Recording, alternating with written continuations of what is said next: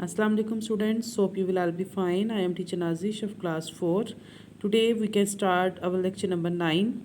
So we start our topic democracy. Democracy जिसको हम लोग उर्दू में क्या नाम देते हैं, जमहूरियत का।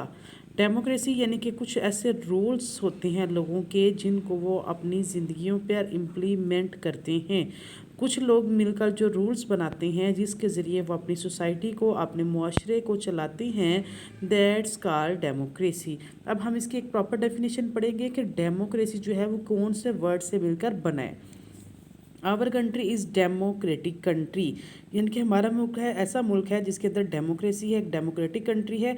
Democracy comes from 2 Greek words, ये 2 ग्रीक वर्ड से मिलकर बना है। Demos means people, demos means people and crates means rule.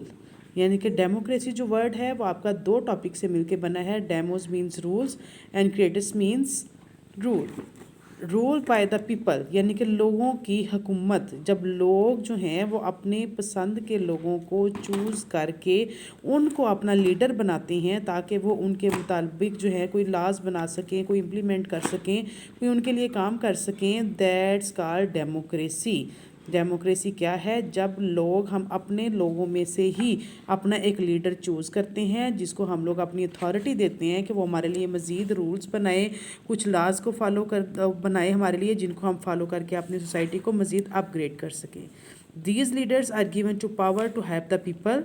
There are many other democratic countries of the world. Look at the map to identify the other democratic countries of the world. अब इसके अंदर देखें कि अब सिर्फ ये नहीं है कि हमारे मुल्क के अंदर ही सिर्फ डेमोक्रेसी है और इसी के अंदर कुछ ऐसी चीज़ें हैं कि जिसकी मदद से जो लोग हैं वो अपनी मदद से अपने लोग चूज़ करके तो उसको क्या करते हैं, वो अपना लीडर बनाते हैं। बल्कि दूसरे और भी कंट्रीज़ हैं जहाँ पर ये काम है। अब नेक्स्ट आपका है वोटिंग। अब डेमोक्रेसी तो तब होगी जब जमहूरियत में लोग अपने लोग कैसे चूज़ करेंगे, जब वो उनको वोट करेंगे, उनको देखेंगे कि कौन कौन से जो लोग हैं वो आपके आ रहे हैं, आपकी जिनको आप चूज़ करना चाह रहे हैं। वो चूज़ करने का प्रोसीजर क्या होगा?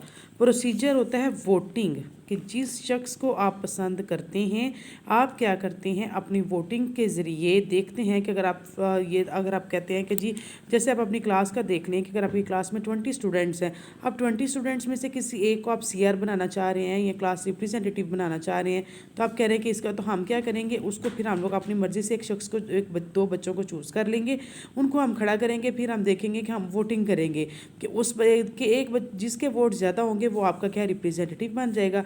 अब वो इसी तरह तो फिर अगर डेमोक्रेसी की आपने एक हुकूमत बनानी है जमहूरियत की, तो आप क्या करेंगे, वोटिंग करेंगे। वोटिंग कैसे होगी कि आप क्या करेंगे, कुछ लोग आप चूज़ करेंगे कि जिनको आप समझते हैं कि वो एलिजिबल हैं, कि वो हमारे लिए कुछ काम कर सकते हैं। तो वोटिंग जो है वो हर शहरी का हक है, वो अपनी मर्ज़ी के शख्स को वोट करता है।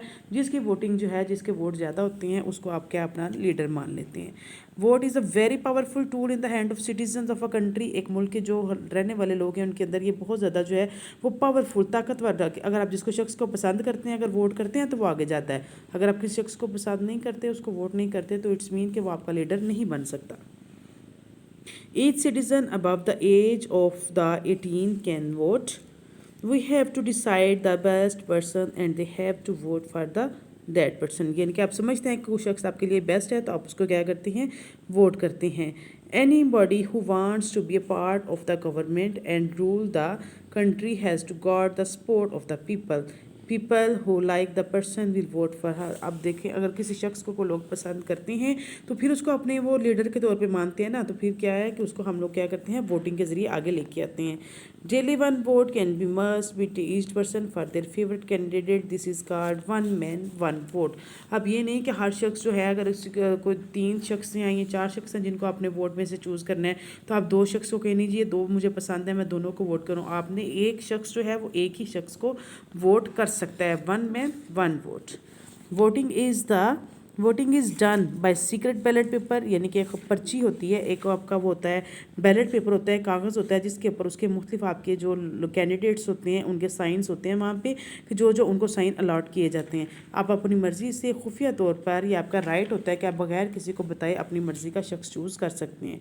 No buddy knows who you are the casting your vote for.